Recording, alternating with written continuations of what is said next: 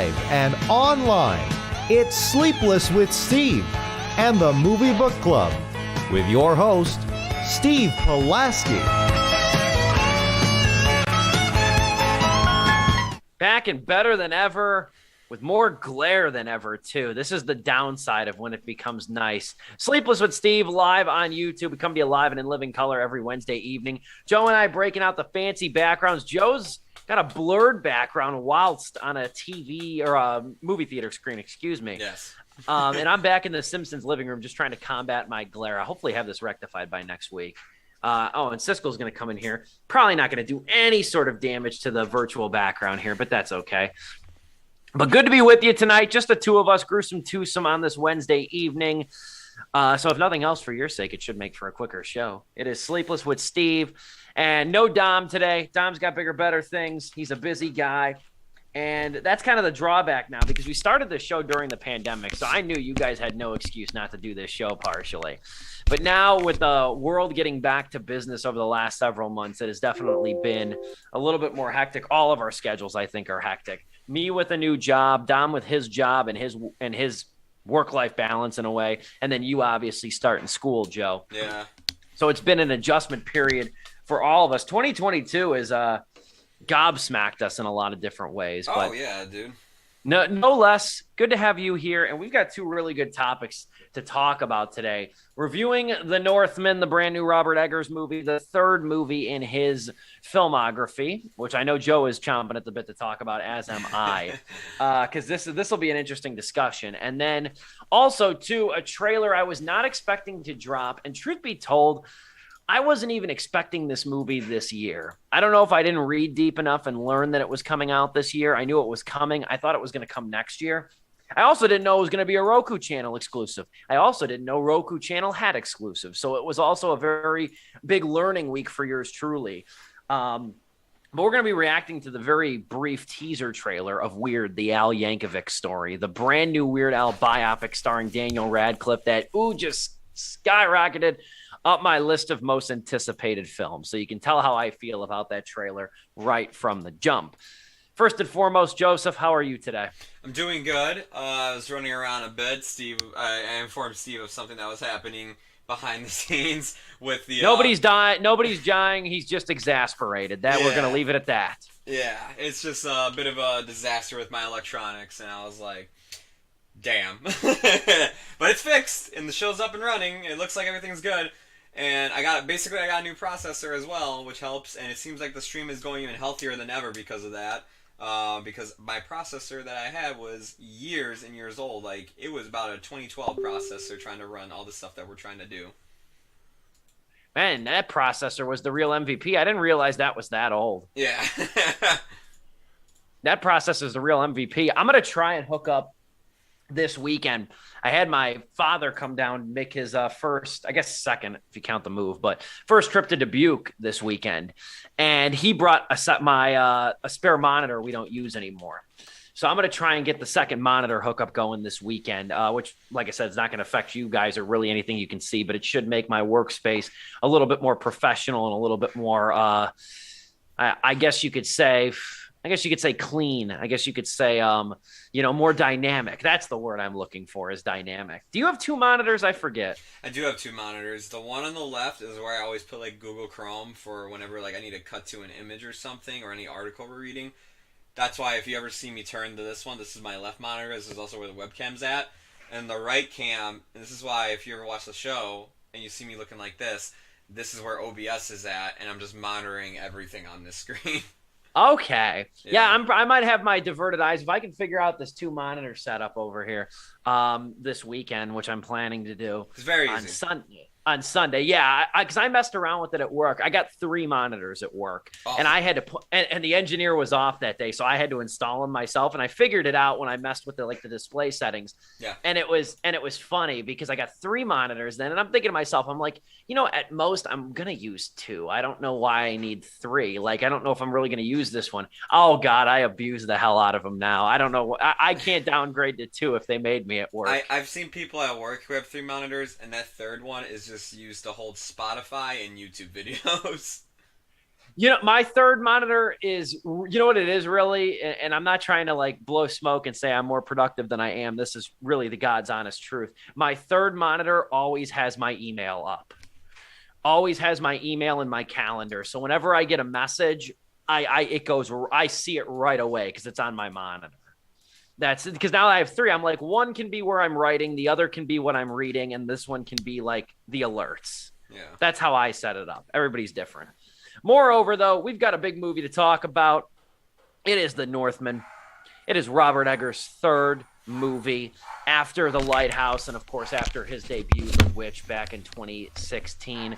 This is also co-written by not only Eggers himself, but, and I looked this up so we didn't have to suffer through the pronunciation of this particular writer. I made sure to double-check this pronunciation. Schoen is the co-writer of The Northman. Schoen also wrote, he's an Icelandic poet.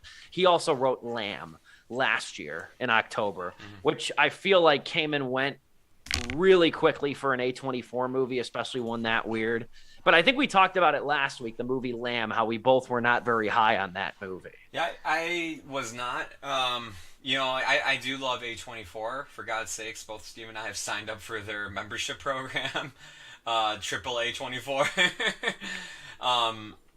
And the thing is, though, is that with that movie, it's kind of like if I were to make a parody film of what an A24 movie is, or an SNL sketch of it, Lamb is the one I would be like, this is like a blueprint to like start that sketch. Yeah, either that or their first or second movie. They distributed A Glimpse Inside the Mind of Charles Swan III before A24 was even an aesthetic.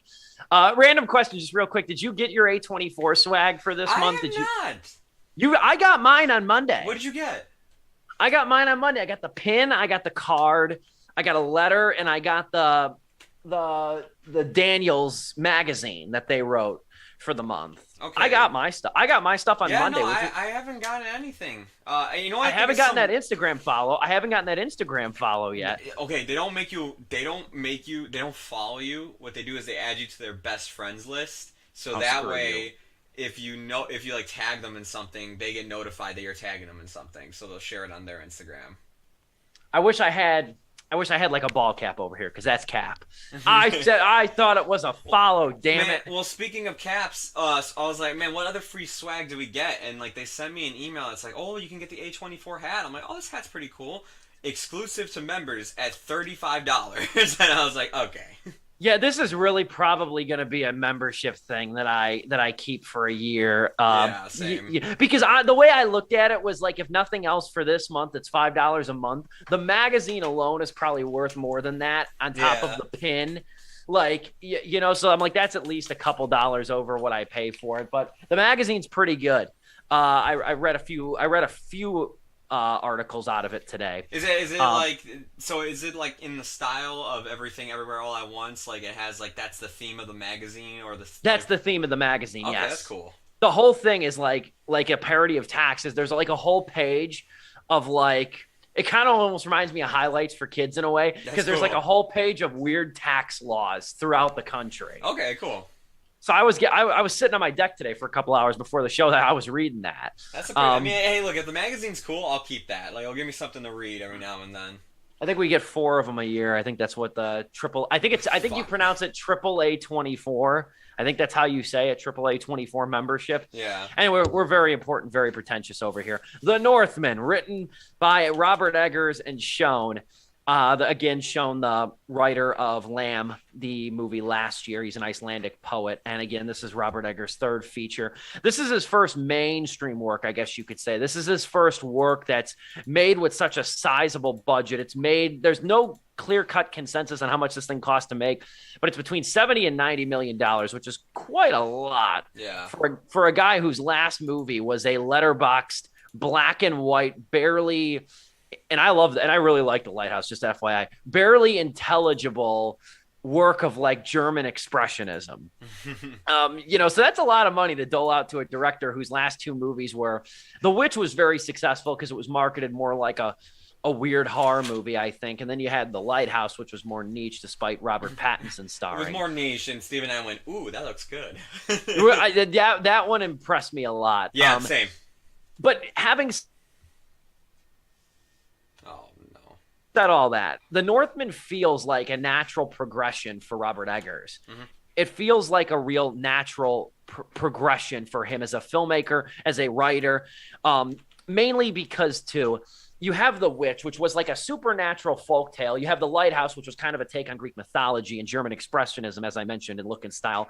And now you have Robert Eggers, who's still kind of captured by like the weird folkloric undertones of a Viking tale this time, but now he's got a bigger budget, he's got a much bigger cast, and he's ultimately got a much bigger landscape and more ground to cover with this movie. That's kind of the first impression I'll make of it too.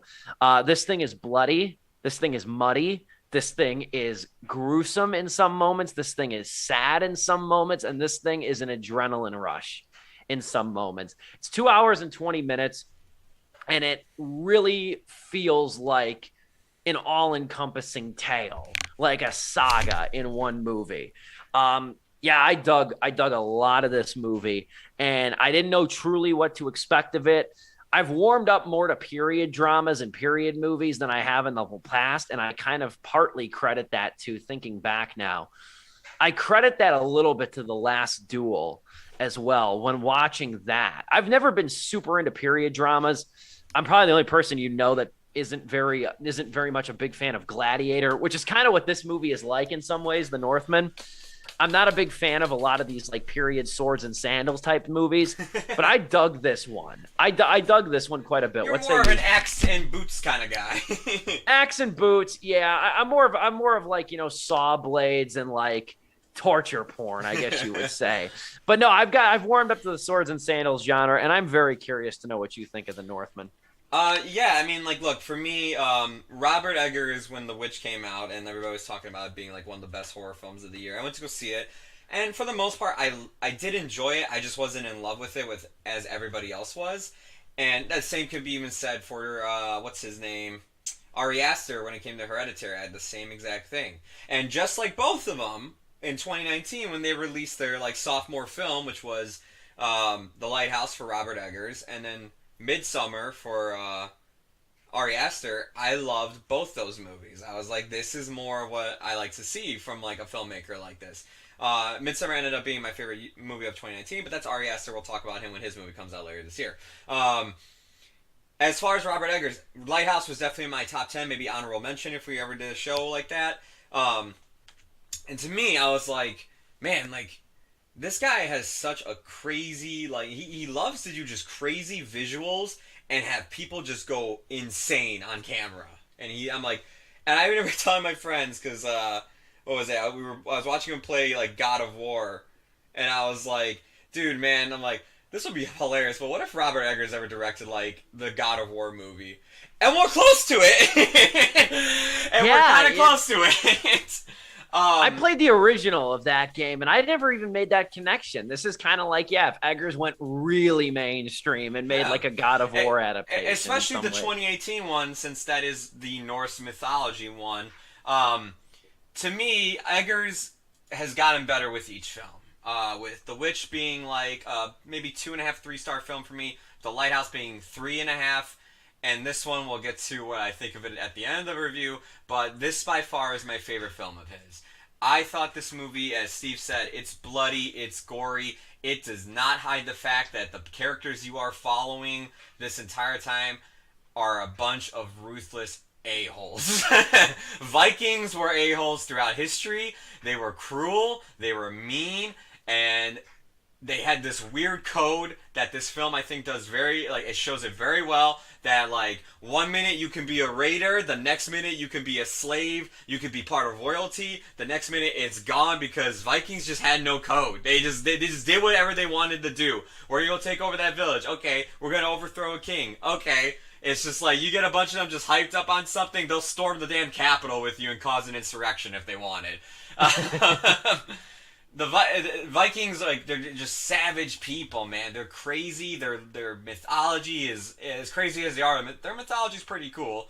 And Robert Eggers just takes advantage of both of that. This movie just visually is, as Steve said, it's an adrenaline rush of action, and it is visually insane and beautiful to look at times.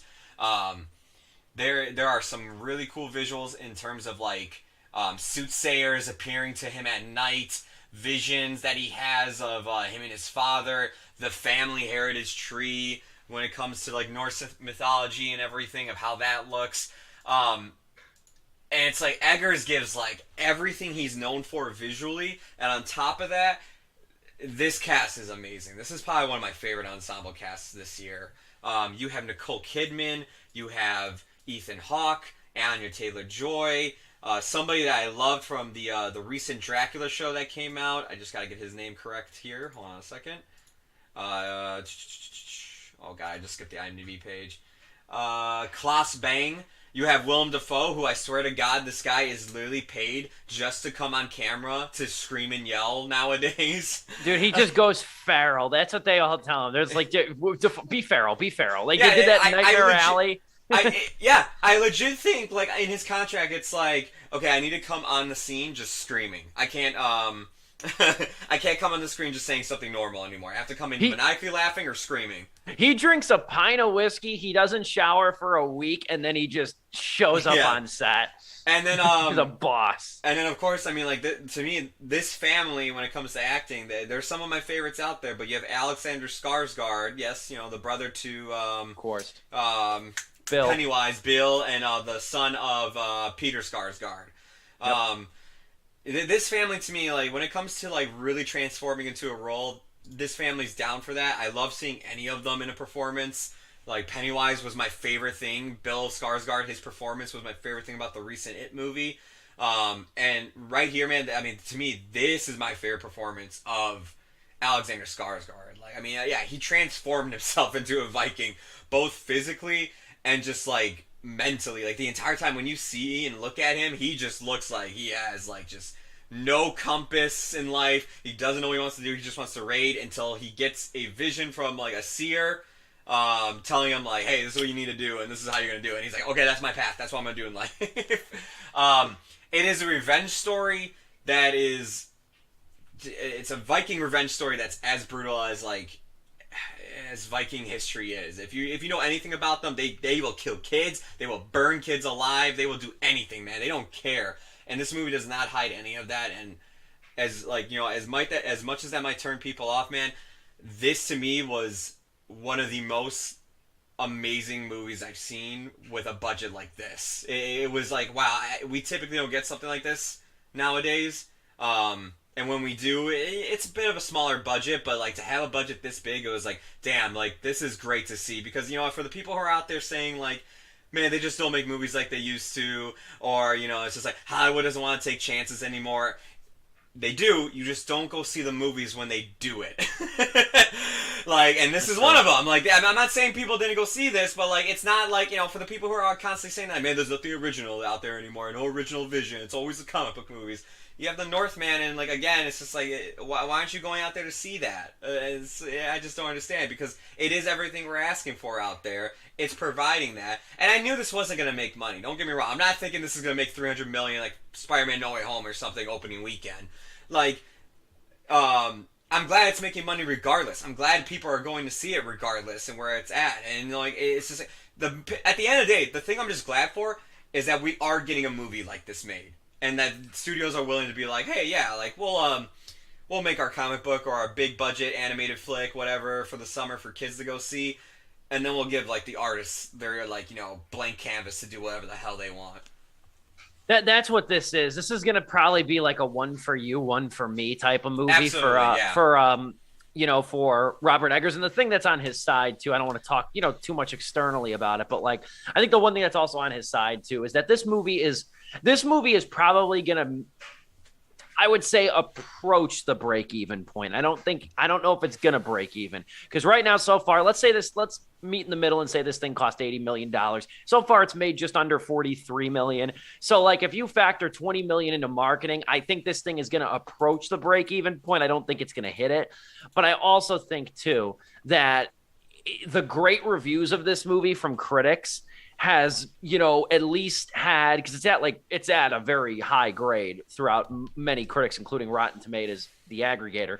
You know, it definitely has like Eggers' trust in making this big budget, like weird type of a story as well. And then you have also, it's put out by Focus Features, who's probably going to have another movie or two down the road this year you know what I mean? That'll offset the cost of this one. Absolutely. Yeah. So yeah, that's where I stand, at least from a monetary standpoint about the Northman. But Focus Features, like, to me, they're a company that does, like, actually more often than not, I don't think people give them enough credit.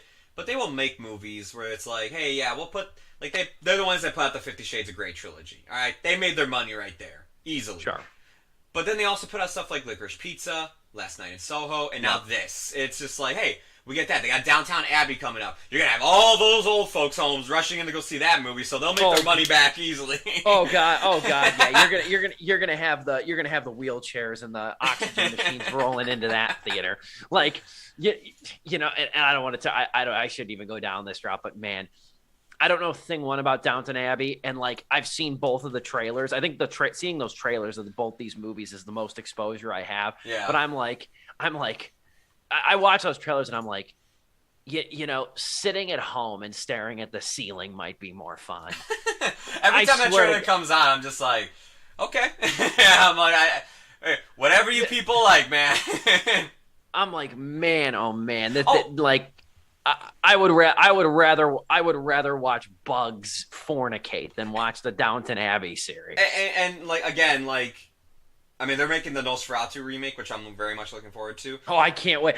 That's Egger's next movie. Yep. And I can't wait to see that. I cannot wait. That is going to be disturbing. They also released, again, another low budget, but it made a lot of money. The Outfit Belfast last year as well. The Outfit came out this year, I should say, and it was one of the movies that, like, I told Steve we should do. I don't know why the hell we got to take a Zoom-sponsored intermission, but we'll get to that. I know. Why we have to take a Zoom-sponsored intermission? It's only the gruesome twosome tonight. What the hell? Oh my God! That shocked me too. I'm like, are they really making us take an intermission? Anyway, continue. Yeah, no, I mean, like they constantly they're to me a studio where it's like everybody's talking about like, wait, why don't we get like there's somebody that puts stuff out there that I feel like no one's giving them enough credit because like yeah they'll do their big budget stuff like the Downtown Abbey movies and it's just like that's how they'll make back their money while keeping I'll even say while keeping like that integrity of like we're doing it for the art because like you know it's not like Downtown Abbey's really attracting all audiences. But like yeah it's cool to see and every once in a while you know they'll make something like Atomic Blonde and whatnot. Yeah, they're good about that. And then really zeroing in on the Northman, too. This story, too, it kind of pulls from, I think, two different source materials or looks to inspiration. I mean, one, I don't think you have to – this wasn't intentional. I don't think. I mean, it isn't because this is a true, like a legend in so many ways of Amleth, though. But like the story is very similar to Shakespeare's Hamlet. I was gonna say, yeah, it's very much a Hamlet, like very much Hamlet. Type of thing. It's a lot of Hamlet and it's a lot of Gladiator. Yep. Those are the two big sources of inspiration for it. I honestly like it better than Gladiator, but that's just me. Same. I found it much. I found it much more entertaining. I like it because again. It doesn't hide the fact that, like, hey, yeah, in history, these people were awful. And the people, like, you know, it's not hiding the fact that his main character in this movie, Amleth, is not a good human being. You're, like, you know, you're just here to see his story play out and to see how it goes. And, man, like, everybody in this movie is, like, they got something to say. Like, even Nicole Kidman, she has a scene that I would not ruin, but by the end of that scene, I went, all right, damn, like sure. Yeah. The woman from the AMC promo, she did okay. Yeah, she has a juicy role in this movie, she does. Like her scene where she shows her real side made me go, shit, okay. You know, I'm like, damn, like going unhinged feels good in a place like this. I was gonna say, But yeah, like that's the other thing about this movie too that I really like is the movie doesn't try to lionize Amleth in any way, like make what he's doing noble because he's called out at like 2 or 3 distinct points. Absolutely, for what he's doing, yeah. Trying to avenge his father's death, his father played by Ethan Hawke, which is what he commits his life to from a young age. And it doesn't try to lionize that as anything more noble. And in like a lesser director's hands, or even I would say 10 years ago, 10, 15 years ago, that would have been the crux of this movie. Whereas Eggers and Schoen, they don't go down that route. Yep. They make this movie like they show that like violence begets violence. It's an ugly lifestyle. But they also show too, they don't try to like interject modern sensibilities onto the movie, but they just show that, like, this was awful. This was an awful time to be alive. The complete opposite of the complete opposite of the popular album from a few years ago. Well, you have his brother who, like, once not his brother, his uncle who, once, like, years go by and Amleth has grown up and he's starting to do his revenge and try to take out him before he can start his own village and kingdom. He's, like, teaching his son how to, like, make a fence, do all these, like, hand work and everything. And his son's just like, we're royalty. Why are we learning to do this? And he's like, son, at any moment, literally, like, people could come and we could become slaves. For sure. So there's that aspect to it. There's also just, I think one of the more common points of comparison, and I think it's just an inevitability because, we're within a year of both. A lot of people I've seen are comparing this to David Lowery's The Green Knight, which I know you haven't seen. But Lowery was just as interested in, like, sort of deconstructing the myth making around King Arthur as he was in sort of offering, like, a cerebral, almost hallucinogenic interpretation of the story, where Eggers' movie is much more accessible on the surface, which is a positive and negative thing, which we can go into the negatives after the intermission, at least a couple that I have. But I think ultimately, though, there's a real careful sense of world building here in the different chapters of this movie. Yes. Which and surface might be a bad word to say because it suggests that it doesn't have anything deeper. But unlike The Green Knight, which kind of made you like almost like free falling through, like, certain different time periods and what's this happening, is what's even happening even real, versus this movie. You know where you're at, and you really feel like you're where you're at because the writers take so much time to build this world up. Yeah, they right out the gate, they show you that this is a fantasy world. Like, this is, like, taking place on a world and everything, but there's a lot more fantasy involved here than you would think going into it. And that to me was one of, like, the bigger surprises. I guess we could jump into the intermission right now if you want to. We might as well. We'll jump into the intermission real quick. Why we have to take this thing is a friggin' mystery to me. Because I've even known, like, a couple times where we've had to take an intermission where it's just the two of us. I joined, like, somehow accidentally joined twice, so they thought it was 3 people in here. But I'm looking at the participant window right now. I don't know if Zoom pulled a fast one, but I might have to write a very hastily worded email after the show today. But anyway, we will take a very brief Zoom-sponsored intermission. Be back in just about a minute and a half. Don't go anywhere. This is Sleepless with Steve.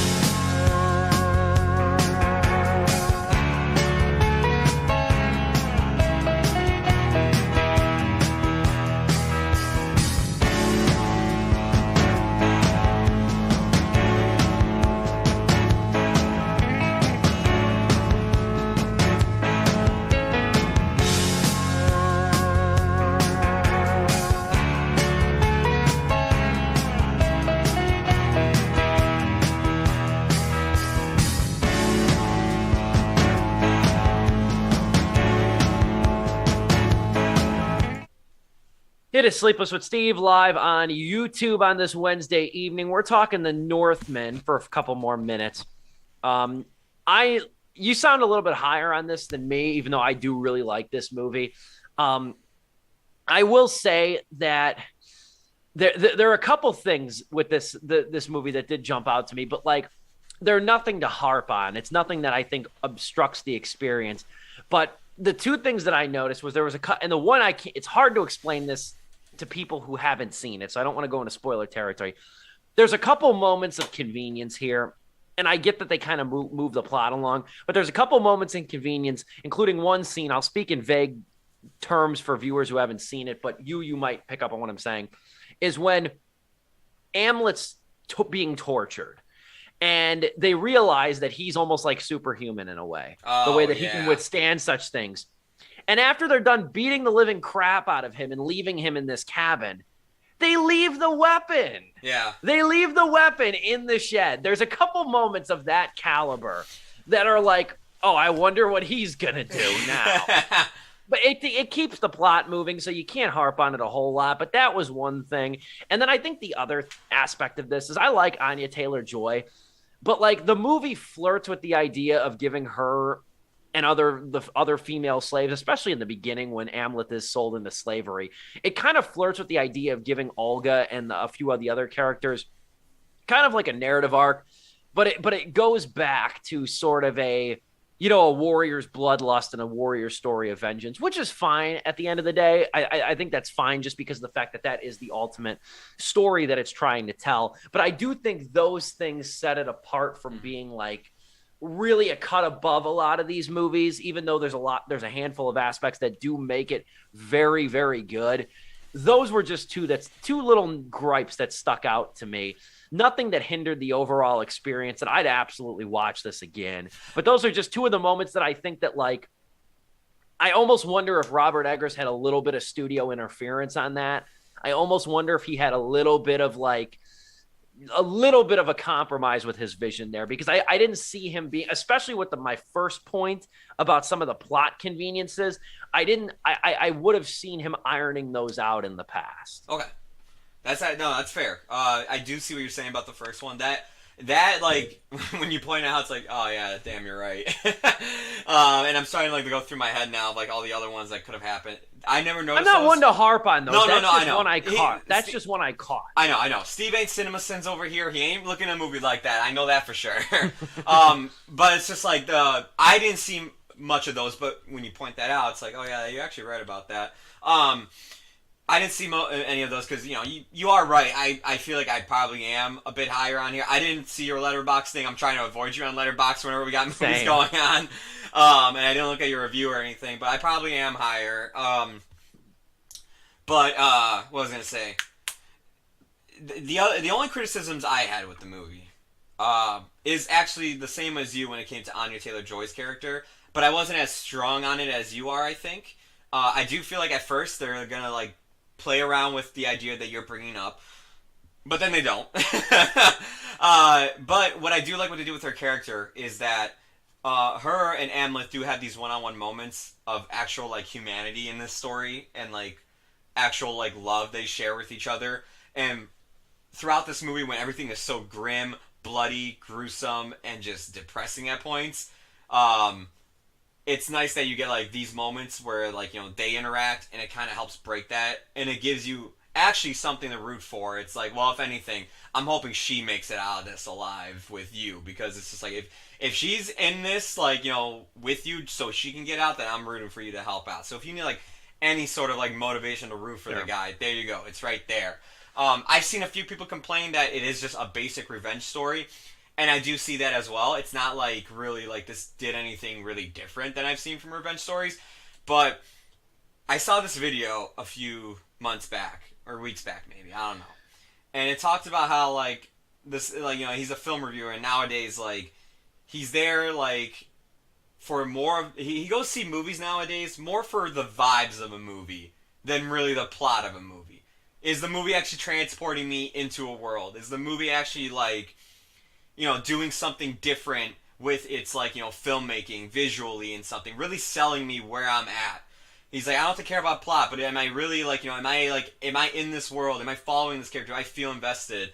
And it's just he talks about that with the Batman Euphoria. He gives a few other movies that came out last year in 2019 as well. And just the entire time it's damn, early on, yeah, I feel I would have been harping on this movie, it was good, but it was just a basic revenge story when I was first getting into studying film and looking at it.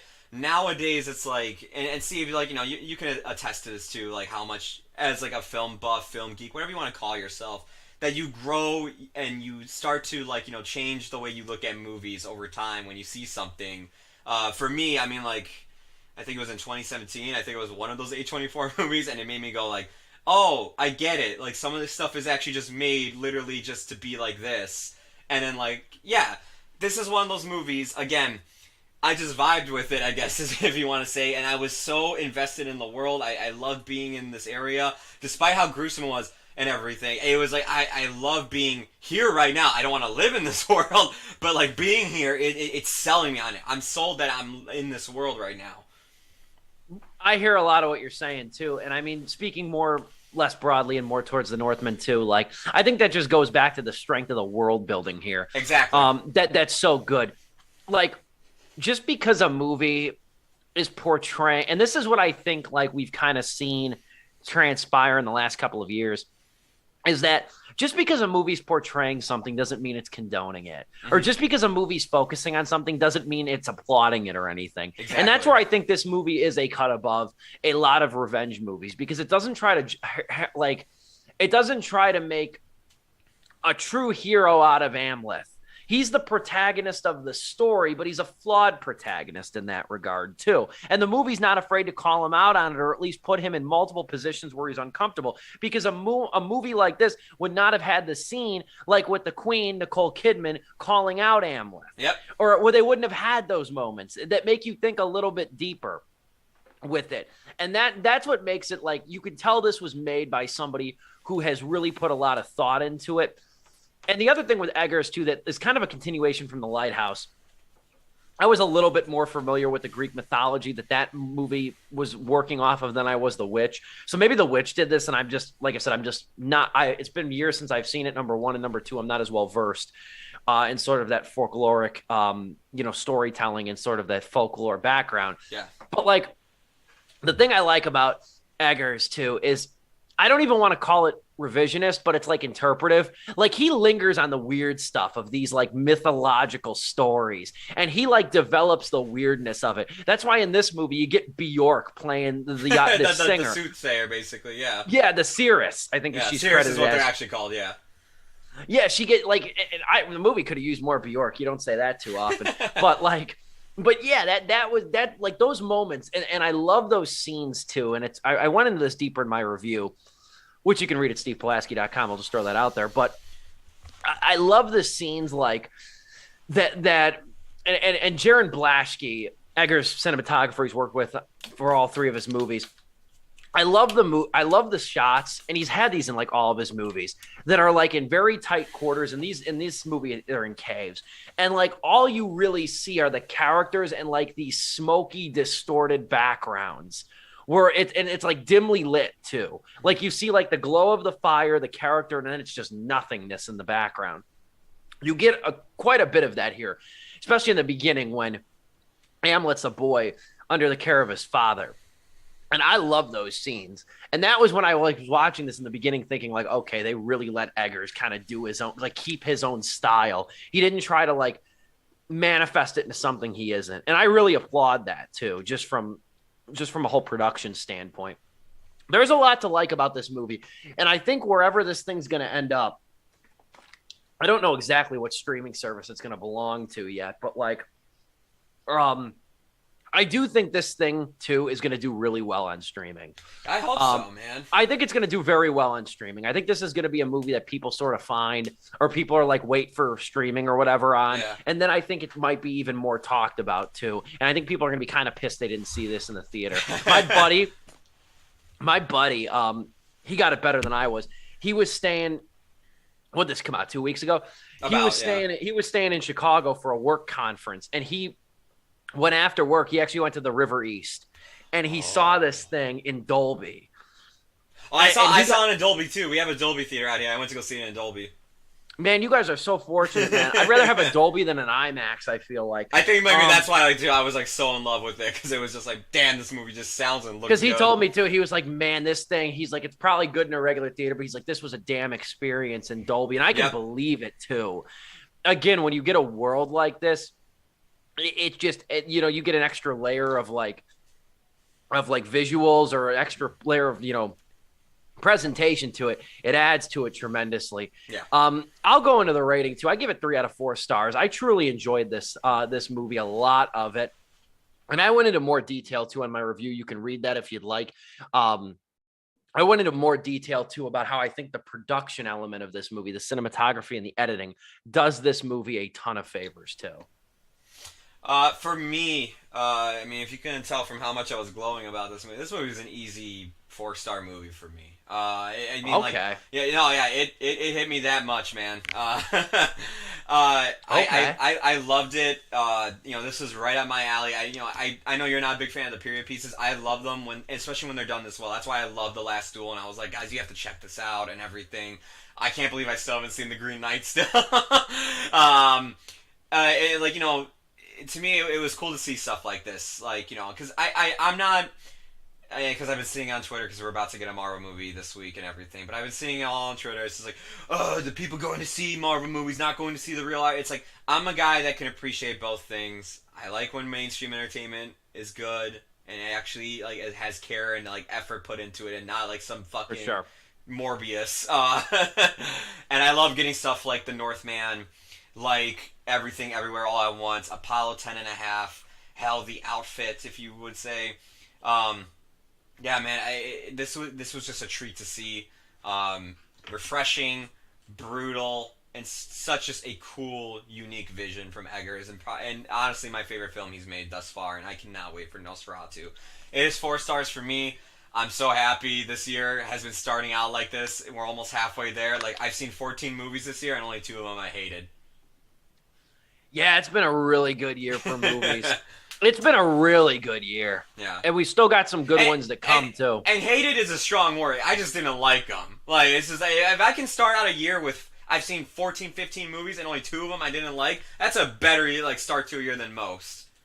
I could make a pretty good top 10 best list right now. I think I'd only have 3 on my worst list if the year ended today. I really only have 2. If the Pandemic 2.0 were to start up right now, it's I can easily make a top 10 list, and I actually would be satisfied with it.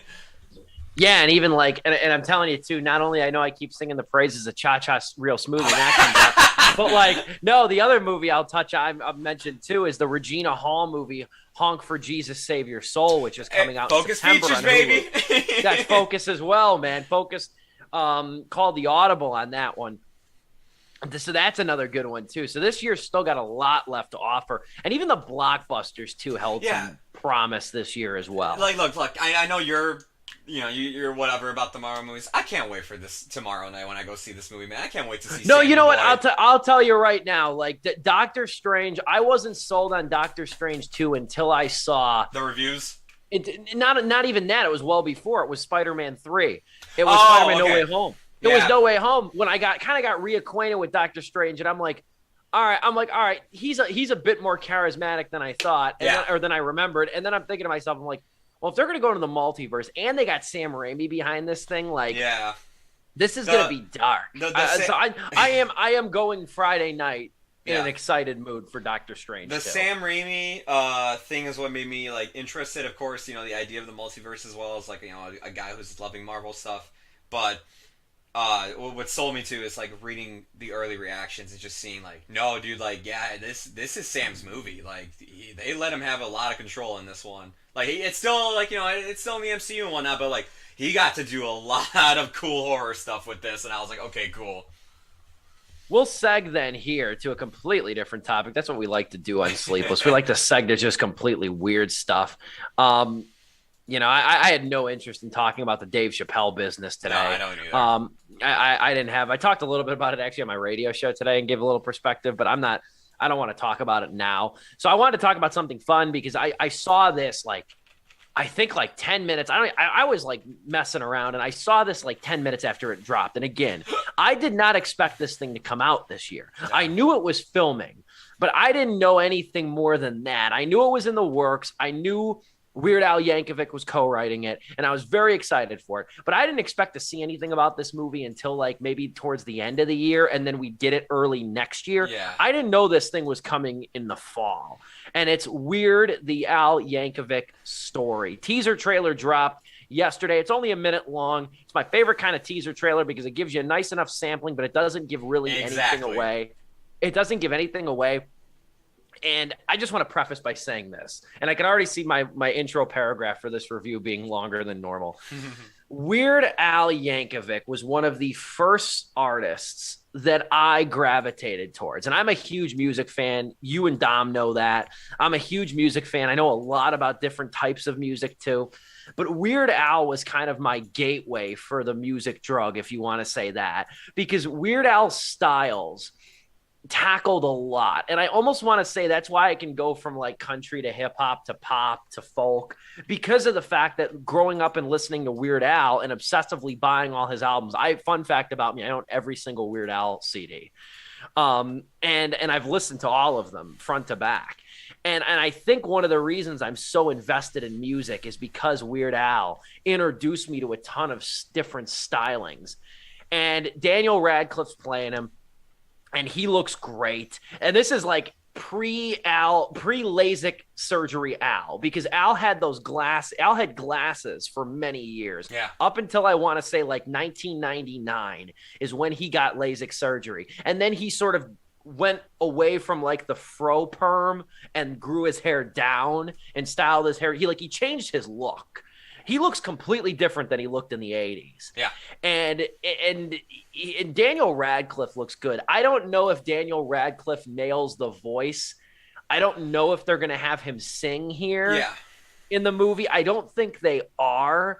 But as far as appearance goes, it's a good enough sell for me. And this thing looks fun as hell. I like the minute you sent this trailer and I watched it, I went, I'm in. Because to me, from the looks of it, like, just like, you know, because you have this end shot, and I'm just saying, there needs to be a shot in this trailer to at least let me know, like, okay, how serious are they taking this? And he's like, I need an accordion, and just a bunch of hands from the side of the screen hand him several accordions. I'm like, perfect, that's all I need to see. Yes. Because that lets me know, like, just based on that trailer, the look of it, that last shot, and how it's done, it's like, to me, this is going to be two things. It's Weird Al, he's co-writing it. This is going to be a parody of biopics, making fun of how they're done.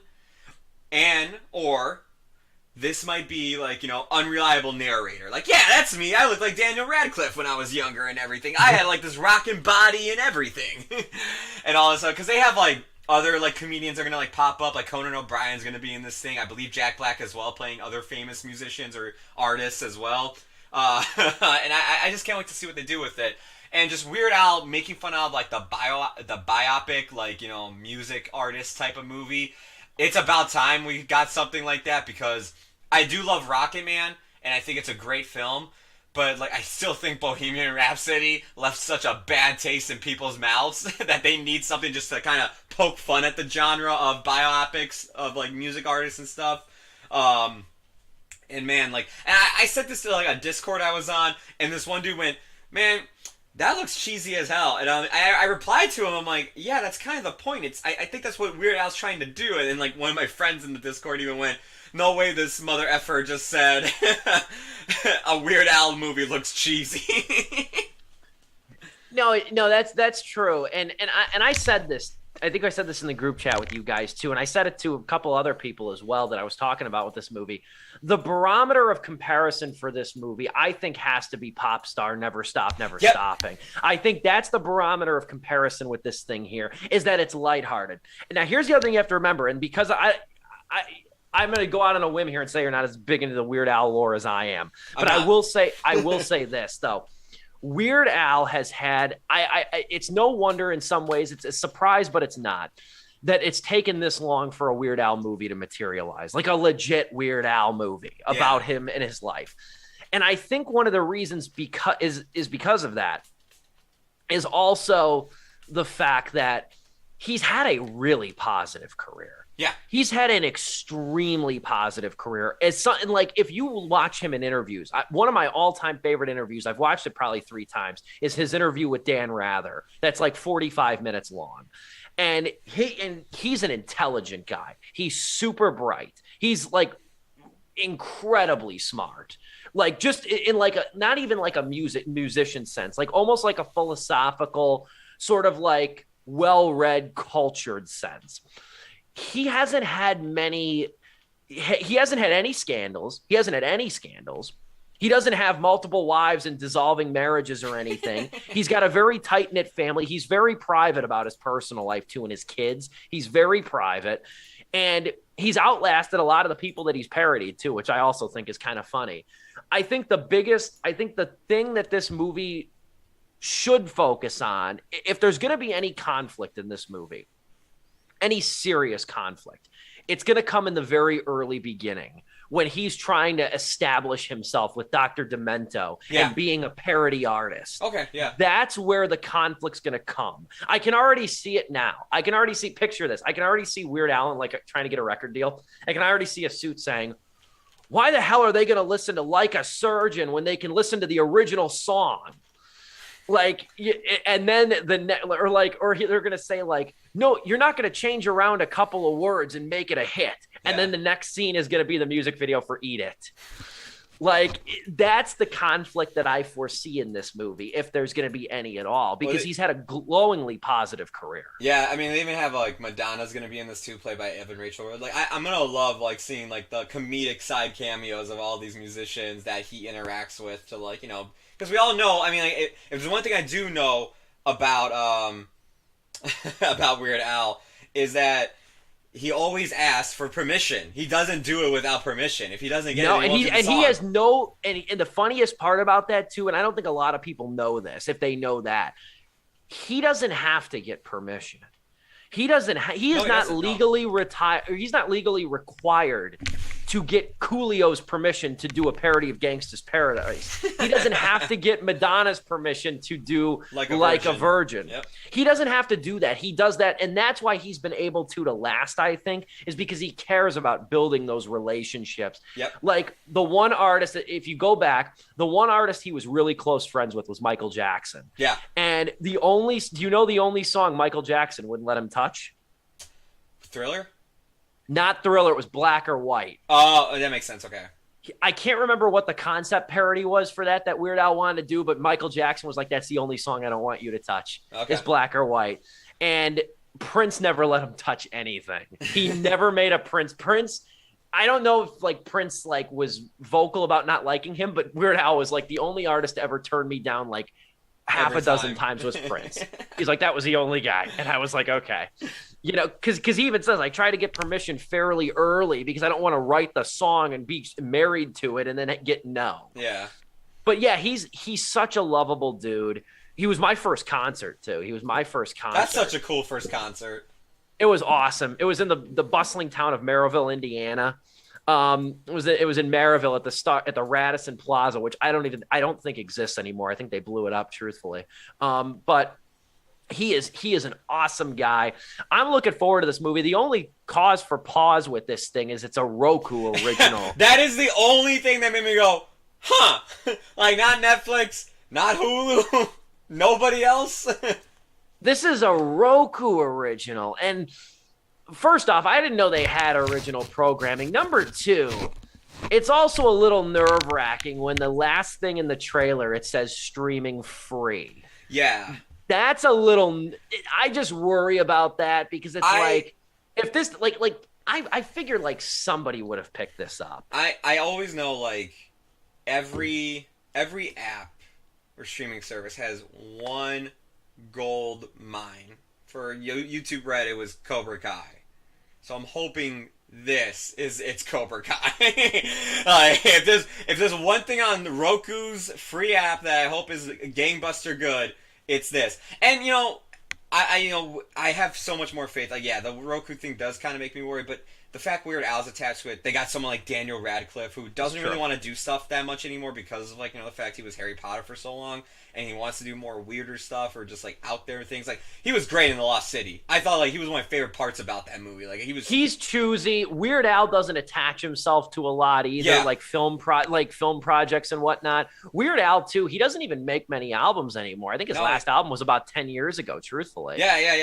He does a lot of voice work here and there more than he does music now. Like, and I'm talking about voice work as in just like he'll make a cameo in an episode of like a kids show or something. That's about it. He writes kids books now. That's another thing he does. He's been writing kids books. He does some stuff for like what the hell's that one Comedy Central thing with the celebrities? Drunk History, that one. Yeah, like he's done episodes on that. He does work for Funny or Die, which I think is the production company behind this or one of them.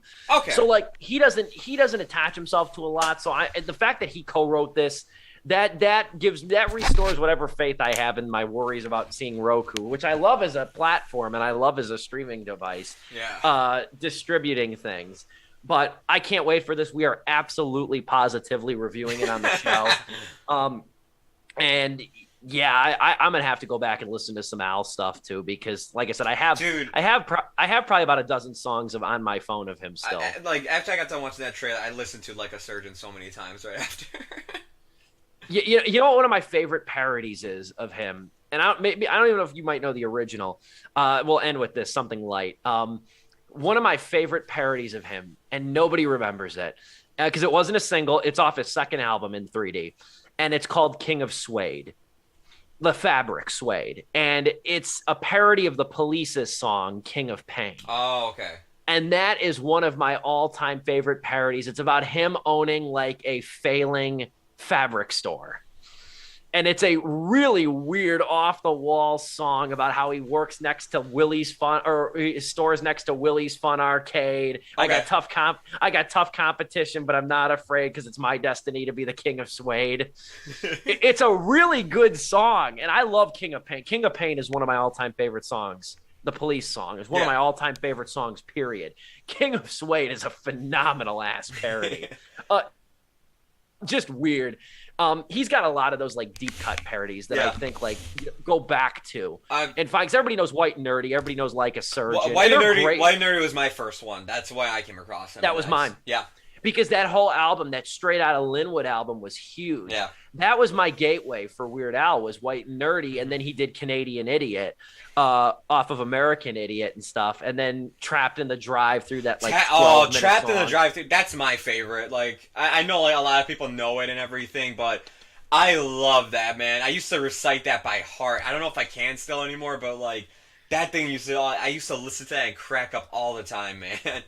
It's a great song, great video too. I remember the one Weasel Stomping Day was a Robot Chicken bit. Yeah. Weasel Stomping Day was just a random ass Robot Chicken bit that turned into a song too. Yeah, his catalog is so damn deep. Even growing up and not being a big Star Wars fan, I love The Saga Begins. That's a good one. The American Pie parody. Yeah. Is excellent. I knew there was a time when I knew all the words to that one too. Moreover, though, can't wait for Weird the Al Yankovic story. This is going to be a lot of fun. And again, I'm going to keep telling people, and I'll say it in my review. The barometer of comparison with this is Popstar Never Stop, Never Stopping, the Lonely Island movie. Yeah. That's the barometer. That's kind of the mindset I'm going into it. I like that movie, but like that's the mindset. That's the tone. That's the tonal comparison for this movie. And that's a good way to end the show today. Dominic will be back next week, just in time. He missed two of the best movies of the year so far, and he's coming back for Doctor Strange 2. No diss to Doctor Strange 2. He's a Marvel fan. He just doesn't want to admit it. He's like, I'm not going to go see those artsy-fartsy movies. Yeah, he's been very anti art films recently. But no, he hasn't. He's been busy. He has a life. He has a life and a fiance, unlike some people. But that'll do it for tonight. Highlights will be posted on my YouTube channel, on which you're watching right now, and also at StevePulaski.com, excuse me. Joe Viso, thank you for all the commendable work that you do in making this show possible. We'll be back next week. The three of us will be back, same time, same place, for Sleepless with Steve.